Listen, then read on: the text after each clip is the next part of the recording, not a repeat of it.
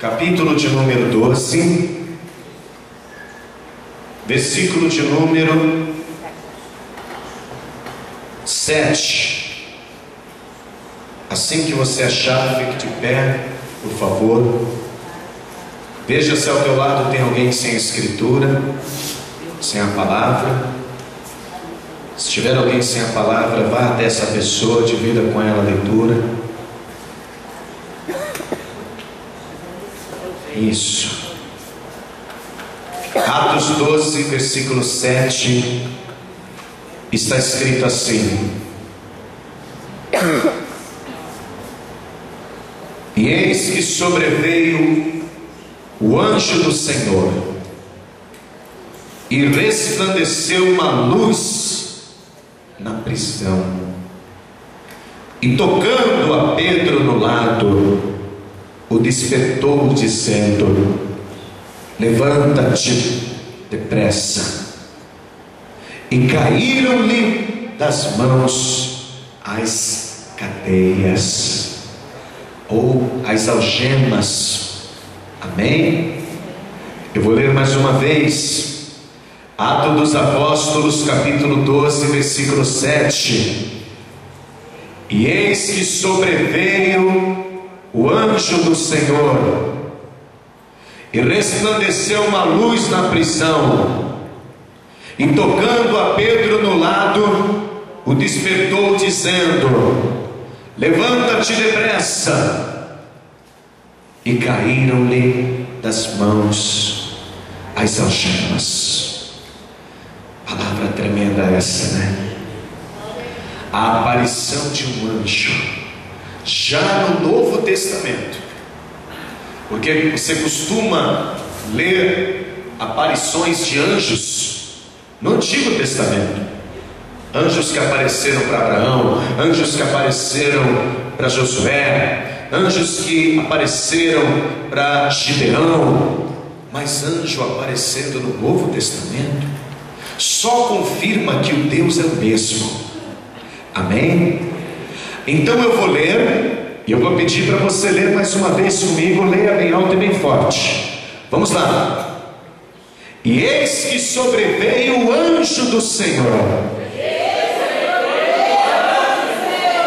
e resplandeceu uma luz na prisão, e tocando a Pedro no lado, o despertou, dizendo: Levanta-te depressa. E caíram-lhe das mãos as algemas. Quem crê que hoje uma luz está resplandecendo na tua prisão? Você acredita nisso? E que todas as algemas que estavam prendendo as tuas mãos e os teus pés, o teu ministério, todas as algemas que estavam prendendo a tua fé, a tua alegria, a tua prosperidade, a tua cura, vão cair por terra hoje em nome de Jesus. Quem acredita? Vamos aplaudir então essa palavra. Vamos aplaudir ao Senhor dos exércitos, ao Deus de toda a terra. Aplauda, aplauda. Enquanto você vai aplaudindo, abra a tua boca e começa a dar glória a Deus. Isso, vai glorificando. A palavra diz: aplaudir com as mãos. A Bíblia diz isso. Então aplaude e glorifica. Senhor nosso Deus e Pai Todo-Poderoso, a tua palavra vai ser lida nessa hora. Quem é o homem para trazer tal ensinamento? Pai bendito, o homem necessita da tua misericórdia, da tua graça, da tua virtude, do teu poder. Vem com teu poder sobre o seu servo. Envia a tua palavra com poder e autoridade, e que a tua palavra vá e produza o resultado para o qual está sendo mandada. Em nome do Senhor Jesus. Diga amém, Senhor. Diga amém, Jesus. Por gentileza, tome o teu assento. Sente-se, por favor. Depois da ascensão de Jesus aos céus. O Evangelho começou a crescer extraordinariamente. Muitos testemunhos começaram a surgir. Muitas pessoas eram curadas.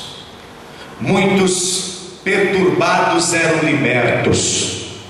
E o Evangelho estava crescendo de uma forma tão veloz e tão poderosa, que era notório no semblante das pessoas que aquilo tudo era uma recompensa de Deus pelas pessoas terem acreditado no seu Filho Jesus. Aquilo tudo era o Espírito Santo que estava fazendo. Veja comigo o que está escrito em Atos capítulo 4, versículo 32, onde mostra um pouquinho da união e dos milagres que estavam acontecendo na igreja primitiva, a primeira igreja que existiu. Atos 4, versículo de número 32. Está escrito assim: e era o coração e a alma da multidão dos que criam. Era uma multidão. E ninguém dizia que coisa alguma do que possuía era sua própria, mas todas as coisas lhe eram comuns. E os apóstolos davam com grande testemunho, com grande poder, testemunho da ressurreição do Senhor Jesus. E em todos eles havia abundante graça. Não havia, pois, entre eles necessitado algum. Não tinha ninguém passando fome. Não tinha ninguém com falta de vestimento. Não tinha ninguém sem casa para morar. Todos eram supridos por Deus, porque todos os que possuíam herdades ou casas, vendendo-as, traziam o preço do que fora vendido e o depositavam aos pés dos apóstolos. Por que não faltava nada? Porque o povo estava ofertando. O povo chegava a vender casas, propriedades que tinham. Não estou dizendo que era a casa deles, mas talvez aqueles que tivessem sobrando, não é? E vinham e depositavam aos pés dos apóstolos. O que está aos pés do apóstolo? A arca do Senhor, o gasofilácio. E por causa dessas atitudes de generosidade, Deus não deixava faltar coisa alguma para eles. Além de ofertarem, eles também eram generosos uns para com os outros. Se o irmão soubesse que o outro estava precisando de uma roupa, ele ia lá e comprava para ele. Se ele soubesse que na casa do outro não tinha o que comer, ele ia lá e comprava comida para ele. Se ele soubesse que o outro não tinha onde morar e ele tinha 2, 3 casas sobrando, ele dava uma casa para ele. Esse era o espírito de comunhão, o espírito de amor que estava derramado sobre a igreja primitiva. E não era só com a generosidade que os irmãos estavam usando para abençoar um ao outro. Não era só a generosidade o motivo pelo qual havia ali testemunhos de que Deus estava no meio deles. Mas olha o que está escrito também aqui no capítulo 2, versículo 42. Capítulo 2, versículo 42.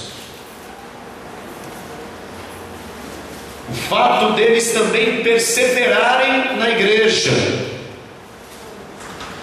e perseveravam na doutrina dos apóstolos, e na comunhão, e no partir do pão, e nas orações.